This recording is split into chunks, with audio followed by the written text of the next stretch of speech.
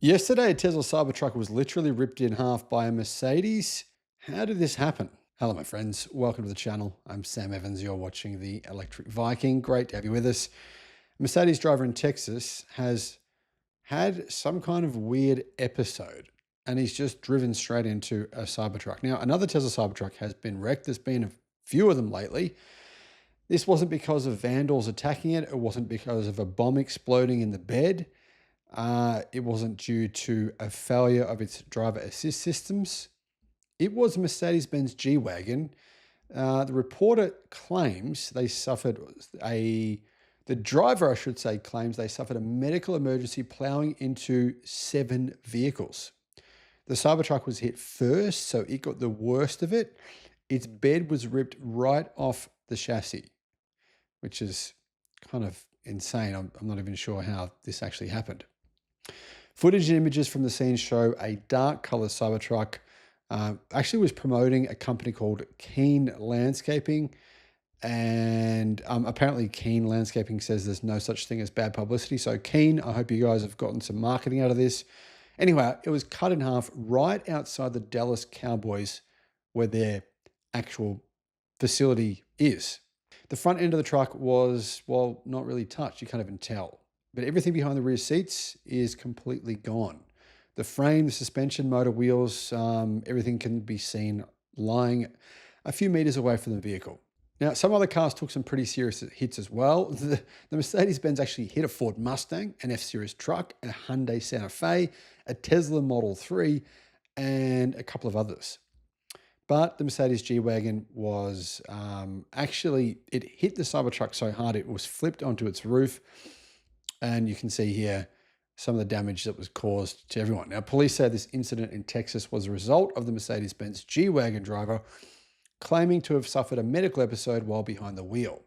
He was driving at the intersection of Avenue of the Champions and Cowboys Way, and the driver was taken to life with non-life-threatening injuries, according to news reports, and won't be charged at all with any driving offences, which is interesting. He must have been able to prove that he did, in fact, have some kind of medical issue.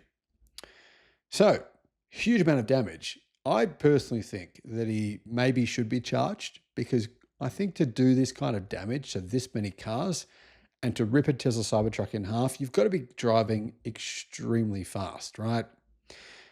I mean, yeah, the G-Wagon does weigh around 6,000 pounds, but it's not a massive beast. I mean, this is not some sort of actual truck. So to do this kind of damage, I mean, I suspect this guy was going over the speed limit. Surely you weren't doing, 50 miles an hour to cause this kind of chaos everywhere. But what do you guys think? Let me know what you think in the comments.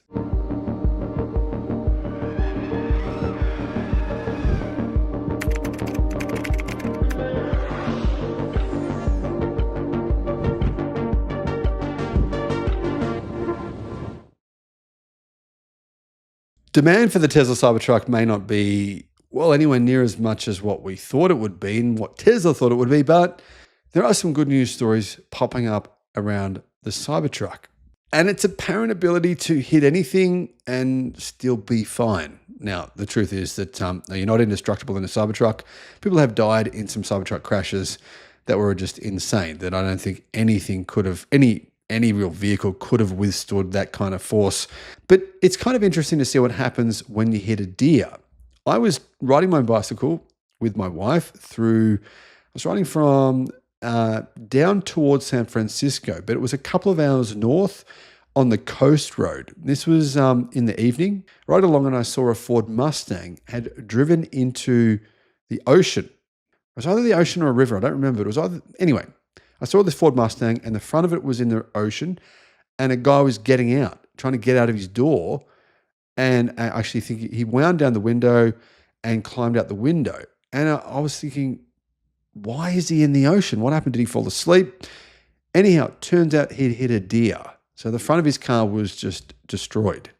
And I've since then seen other people hit deers. I personally have hit a kangaroo, while a kangaroo hit me. I was driving along the road and this kangaroo just comes out of nowhere and runs at my car, basically dives into the side of it. It was insane. It put a dent in the side of my Mitsubishi. That wasn't too bad. But generally when you hit a kangaroo or you hit a deer or something like that, your car is going to be just totaled, annihilated. And here in Australia, a lot of people use bull bars. They use these big metal kind of things they put on the front of their cars to protect you from basically getting your car smashed right in from a collision with an animal. Deer, they get pretty big. This Tesla Cybertruck actually hit a deer at 75 miles an hour and just kept driving as though nothing happened. Now, as you can see, something did happen, but not very much. In fact, it was remarkable how little damage the Cybertruck had. A new video showing the damage to a Tesla Cybertruck after a high-speed deer impact shows the Cybertruck is pretty damn strong in a deer situation. So if you're driving in roads where you're driving maybe on freeways where there are deer around, it could be a good option as a car in order to protect yourself and the occupants of your vehicle. According to Justin Demery, the incident happened at around 4 a.m. as he and others were traveling to Boca Chica. Out of nowhere, a deer stepped into the path of the Cybertruck, and there was no way to avoid hitting it. This wasn't a small deer. It was a 6-point buck. Those things are enormous. I saw some of those near the Redwoods in California. They had massive, they scared me a bit, to be honest. Anyhow, it hit the pickup on the front driver's side corner where the front wraps around to the side. The deer, it didn't survive. But as you can see, the truck did incredibly well. Demery, who runs the Bearded Tesla social media account, showed off the damage soon after the crash. The front fender is pushed back toward the cab slightly. The inner fender liner is clearly damaged. The strip of metal above the window is bent back. But apparently this is a Turo rental. So we've got no idea what it's going to cost, but it's estimated it'll cost around $5,000 to repair. Seems pretty good to me. I'd be very happy with this if I hit a deer in this, and it wasn't my vehicle, for one, and two, it withstood the incident this well. So, Eric Lutz, a former law enforcement officer, said of the crash and resulting damage, "I worked in law enforcement for 5 years, worked countless deer wrecks. This is insane how well it held up." And apparently, it actually drove on full self-driving after the accident. So, the people who were testing this or had hired the vehicle were using full self-driving.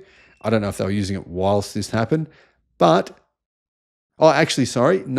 They've actually confirmed they did not have full self-driving engaged at the time of the collision, as the driver was in full control. So the truck was able to drive away from the scene without any major features being compromised. They actually used full self-driving afterwards. It worked well, apparently. And I have to concur. I've used full self-driving in a Cybertruck. I can't believe how good it was. It was better than me. I actually tried. It was like a game I was playing. I thought, I'm going to try and drive it as smoothly as the computer is driving the car. And I couldn't. I really couldn't. And I think I'm actually not too bad of a driver.